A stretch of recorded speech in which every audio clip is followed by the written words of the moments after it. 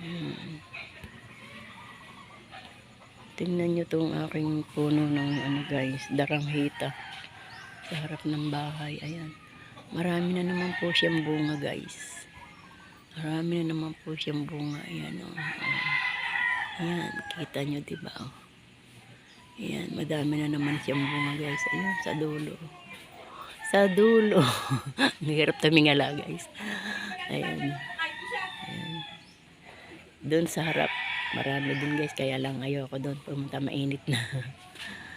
Mainit na guys. Marami na uli siyang bunga. Pag malalaki na ibablog uli ng lola nyo guys. Ayan o. Oh. Kita nyo yun guys. Sa may sanga. Ayan o. Sa may sanga. Diba? Ayan. Ayan o. Ayan. Ay, ang aking langka guys ay ubos na ang bunga. Kasi nag-uulan na siya. Ay nabubulok na. Ayan guys. Oh. Wala na siyang bunga. Ayan na lang nag-iisa. Wala na, naubos na guys.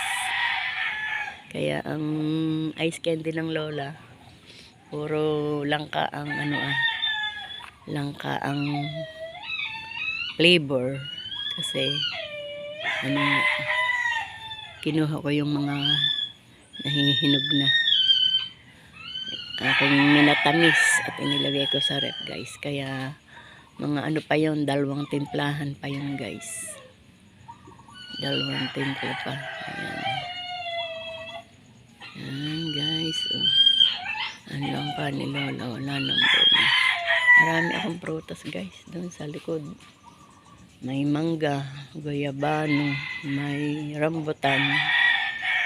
Yan lahat guys. Meron. Pagka madami ng bunga uli yung aking rambutan, itutur ko uli kayo guys doon sa aming likuran ng bahay. Ayan guys, ang taas naman kasi ng mga bunga oh.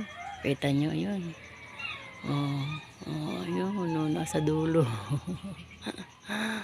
Nasa dulo sila.